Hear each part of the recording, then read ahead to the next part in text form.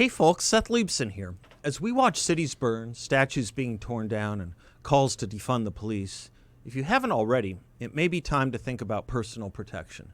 Guns Etc. has 10,200 square feet of guns, ammo, safes, and a staff that will work with you to find the best firearm for your situation.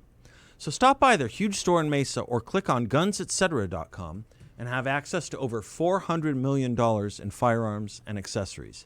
And if you like my monologues, please subscribe to 960 The Patriots YouTube channel. Welcome back. Tuesday, November 3rd, 2020.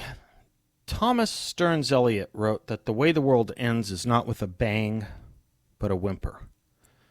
That line is too tempting to think about on a day like today, given the leading candidates for president. One full of energy and can-do spirit.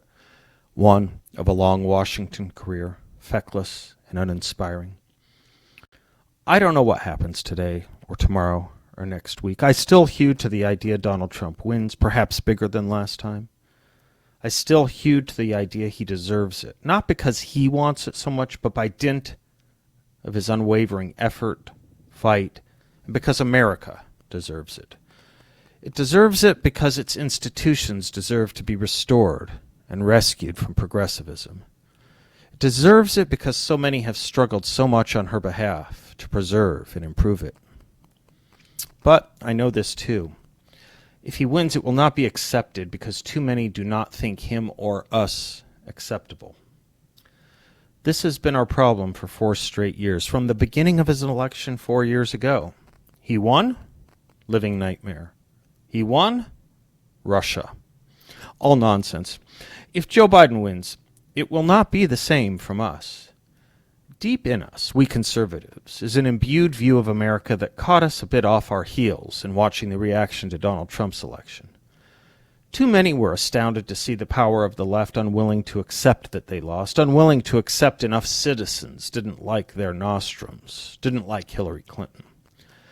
Too many were astounded to see so many levers being pulled and operated to take what we assumed as normal and peaceful transitions of power converted into the use of politics as little more than war by other means. The upside of that is this, I think. If Joe Biden wins, it will not be the same with us. We will accept the decision. The boarded-up business and riot response teams are not in place because of conservatives. They're in place because of the left.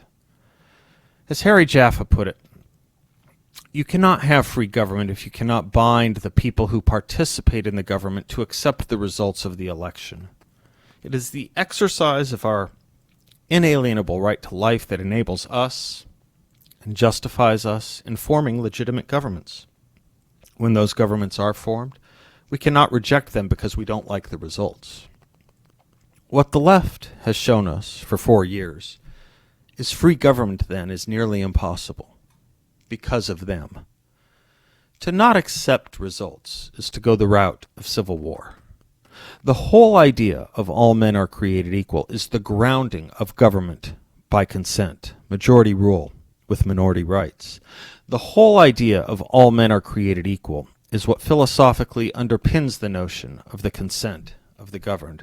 Because by free elections and submitting ourselves to the outcomes of free elections, we consent to be governed as we would govern, depending on the outcome, accepting the results of our fellow citizens, where at times we have the turn to govern and they accept, and at times they have the turn to govern and we accept. If we're not equal, after all, there's no point to an election or anything like the word consent. We conservatives who side with and believe in the Declaration of Independence and our founding get that. We understand that. We have a harder time understanding those who do not. And what we've borne witness to the last 4 years is a party and movement in the Democrats that does not. Perhaps, though not discussed much, this helps explain our commitment to our founding, individual rights and equality. To us, those things mean something important. To them, they mean little. Hence, the denigration of our founding. I spoke of equality. Let me say a word on individual rights. We trust each other in the exercise of those rights because of a just government that protects minorities and trusts human beings to be rational and prudent exercisers of those rights. Self-government would mean and amount to nothing more than anarchy if we were unruly, an unruly people. And what does unruly mean? Incapable of being ruled, incapable of submitting to a government of consent based on the protection of all of our natural rights. Now, all of this only works under certain conditions of freedom, and the first condition is that we share the same principles. As Thomas Jefferson put it in his first inaugural, every difference of opinion is not a difference of principle.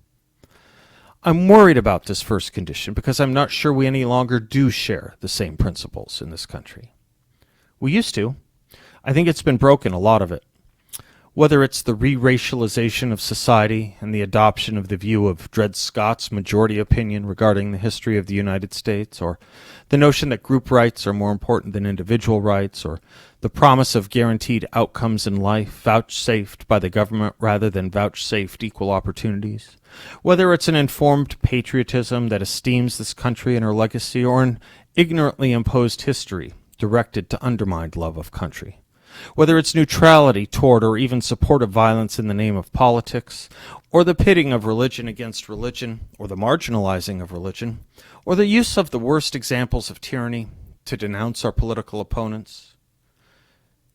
So as Lincoln put it, our Republican robe is soiled and trailed in the dust.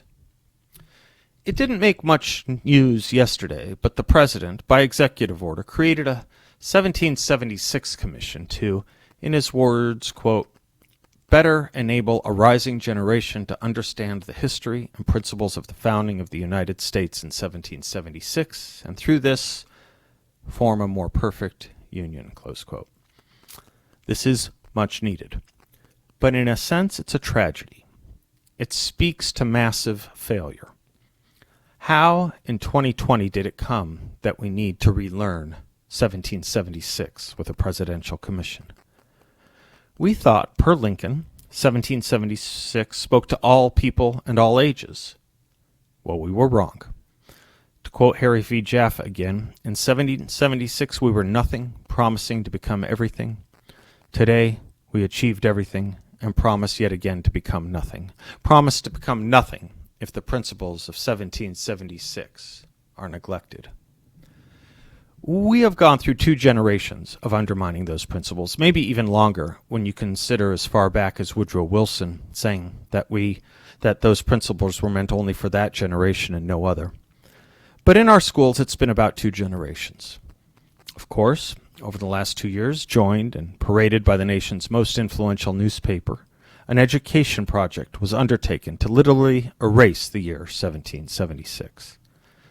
That's why it's a tragedy that we even need a 1776 commission.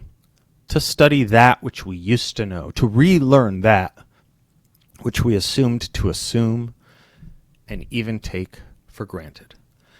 But we cannot, at long last, take universal and self-evident principles for granted. We thought we could. We can't. We like to quote Ronald Reagan saying, "Freedom is never more than one generation away from extinction." We didn't pass it to our children in the bloodstream. It must be fought for, protected, and handed on for them to do the same, or one day we will spend our sunset years telling our children and children's children what it was once like in the United States where men were free. We like to quote that a lot. I fear we quote him without taking him literally and seriously. Note what he said. It must be fought for and protected.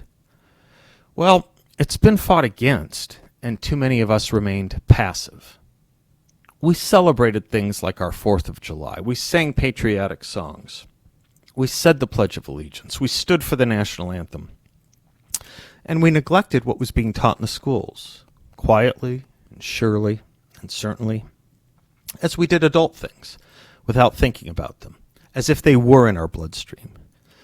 Meanwhile, large crops of tares were being nurtured and energized to a point we now live in where what we took for granted, say, just standing and singing the national anthem at a sporting event, is considered the less patriotic thing to do. And sympathy with those who choose not to stand is the more patriotic thing to do. We first defined deviancy down as a culture, and we have arrived to the point of defining patriotism down to the point where we now need a 1776 commission. Pretty sad. And it will get worse if we lose today's election. Much worse. For it will be an endorsement of that nihilistic effort, that down market view of America's worth. If we win, it is but the first step on what we must impose on ourselves, a rededication to all we used to know, unlocking the things we used to know in Plato's formulation.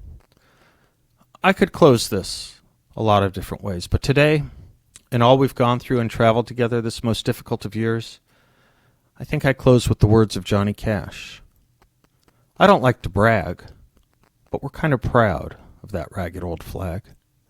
You see, we got a little hole in that flag there when Washington took it across the Delaware, and it got powder burned the night Francis Scott Key sat watching it, writing "Say Can You See?" And it got a bad rip in New Orleans with Packenham and Jackson tugging at its seams. And it almost fell at the Alamo beside the Texas flag, but she waved on, though. She got cut with a sword at Chancellorsville, and she got cut again at Shiloh Hill. There was Robert E. Lee, Beauregard, and Bragg, and the south wind blew hard on that ragged old flag. On Flanders Field in World War I, she got a big hole from a Bertha gun. She turned blood red in World War II. She hung limp and low by the time it was through. She was in Korea, in Vietnam. She was sent where she was by her Uncle Sam. She waved from our ships upon the briny foam, and now they've about quit waving her back here at home. In her own good land, here she's been abused, she's been burned, dishonored, denied, and refused. She's getting threadbare and wearing thin. But she's in good shape for the shape she's in, 'cause she's been through the fire before, and I believe she can take a whole lot more. So we raise her up every morning and take her down every night. We don't let her touch the ground, and we fold her up tight. On second thought, I do like to brag, 'cause I'm pretty proud of that ragged old flag.